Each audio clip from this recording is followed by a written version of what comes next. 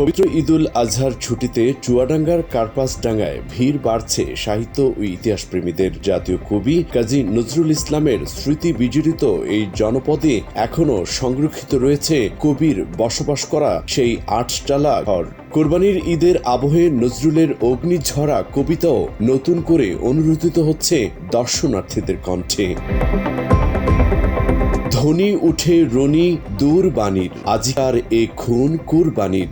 জাতীয় কবির কাব্যগ্রন্থ অগ্নিবীণার এই অগ্নিঝরা পংক্তিগুলো যেন কোরবানির ঈদের চেতনায় নতুন করে প্রাণ ফিরে পায় চুয়াডাঙ্গার কার্পাসডাঙ্গায়। ঈদুল আজহার ছুটিতে কবির স্মৃতি বিজড়িত এই আটচালায় ভিড় করছে দর্শনার্থীরা। চুয়াডাঙ্গা জেলার সদরের প্রায় ২০ কিলোমিটার দূরের কার্পাসডাঙ্গায় ১৯২৬ ও ১৯২৭ সালের পরপর দুইবার সপরিবারে এখানে এসেছিলেন কবি নজরুল। সঙ্গে ছিলেন স্ত্রী প্রমীলা, দুই ছেলে সব্যসাচী ও বুলবুল এবং শাশুড়ি গিরিবালা দেবী। কার্পাসডাঙ্গার মিশন পাড়ার স্বদেশী আমিনতা হর্ষপ্রিয় বিশ্বাসের বাগানবাড়ির একটি আটচালা খড়ের ঘরে প্রায় ২ মাস অবস্থান করেছিলেন কবি। সময়ের সাক্ষী হয়ে সেই ঘরটি এখনো সংরক্ষিত রয়েছে। স্বদেশী আন্দোলনের নানা কর্মকাণ্ডে অংশ নিতেই মূলত কার্পাসডাঙ্গায় এসেছিলেন কবি নজরুল। গভীর রাত পর্যন্ত বিপ্লবীদের সঙ্গে বৈঠক করতেন তিনি। এখানকার মানুষের জীবন চিত্র নিয়ে রচনা করেন মৃত্যু ক্ষুধা, লিখেছেন পদ্ম গোখরো, আর ভৈরব নদীর তীরে বসে সৃষ্টি করেছিলেন বিখ্যাত গান কোন কুলে আজ ভিড়ল তরি, এ কোন সোনার গায়ে। ভৈরব নদের তীরে কবির স্মৃতিবিজড়িত শান বাঁধানো সিঁড়ি, স্মৃতিফলক আর সেই আটচালা ঘর দেখতে ঈদের ছুটিতে প্রতিদিনই বাড়ছে দর্শনার্থীদের ভিড়। কবির স্মৃতি আর পবিত্র কোরবানির ঈদে আবহ মিলিয়ে এলাকায় তৈরি হয়েছে ভিন্ন এক অনুভূতি।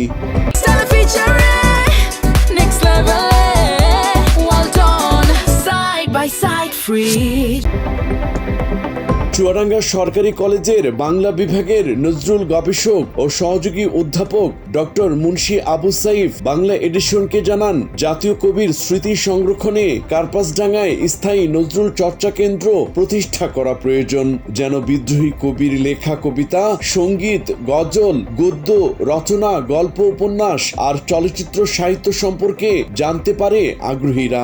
কাজী নজরুল ইসলামের সাহিত্য, তার সংগ্রামী জীবন, কাঠচালা ঘরে অবস্থান, বিপ্লবীদেরকে উদ্বুদ্ধকরণ, সংগ্রামে ব্রিটিশ বিরোধী চেতনাকে ছড়িয়ে দেওয়ার যে অভিপ্রায় তিনি এখানে এসেছিলেন, সেই অভিপ্রায়টি বর্তমান তরুণ প্রজন্ম অনেকটাই ভুলতে বসেছে।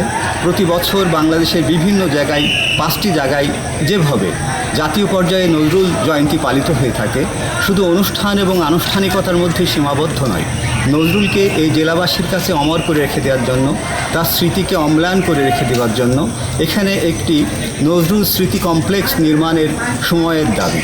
দর্শনার্থীরা বলছেন, এখানে নজরুল এসেছে স্বদেশী আন্দোলনের জন্য। তিনি আসার পরেও তার লেখা থেমে থাকেনি। এই বাড়িটা হচ্ছে প্রদ্যুৎ বিশ্বাসের। তা কাজী নজরুল কবি এসেছিলেন এখানে, এখানে তিনি গান করতেন, থাকতেন। কবি কাজী নজরুল ইসলাম ছিলেন স্বদেশী আন্দোলনের নেতা। তা এখানে এই বাসা মালিক ইনিও ছিল স্বদেশী আন্দোলনের নেতা। ইনি কৃষ্ণনগর হাই স্কুলে চাকরি করতেন এবং কলকাতায় লেখাপড়া করেছেন। কলকাতায় মহিম হালদারের সাথে কবি কাজী নজরুল ইসলাম এই ইংরেজদের হাত থেকে দেশকে কিভাবে রক্ষা করা যায় সেই নিয়ে এখানে আলোচনা করার জন্য এসেছেন।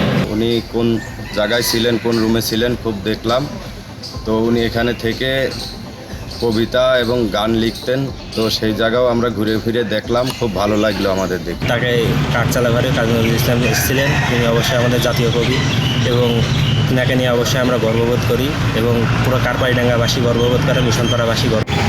জাতীয় কবি কাজী নজরুল ইসলাম আমাদের খ্রিস্টান মিশনপল্লী কার্পাসডাঙ্গাতে 1926 সালে ব্রিটিশ আমলে এসেছিলেন এবং আটচালা ঘরে ওনার অনেক স্মৃতি জড়িয়ে আছে এবং ভৈরব নদীর ওখানে উনি বসে কবিতা, উপন্যাস, গান এইগুলো অনেক লিখেছেন। পবিত্র ঈদুল আজহা উপলক্ষে জাতীয় কবির স্মৃতি বিজড়িত কার্পাসডাঙ্গায় এখন উৎসবের আমেজ। সম্প্রতি সংস্কৃতি বিষয়ক মন্ত্রণালয়ের পৃষ্ঠপোষকতায় এখানে অনুষ্ঠিত হয়েছে 3 দিনব্যাপী বর্ণাঢ্য মেলা। তথ্যচিত্রে রেজাউল করিম, বাংলা এডিশন।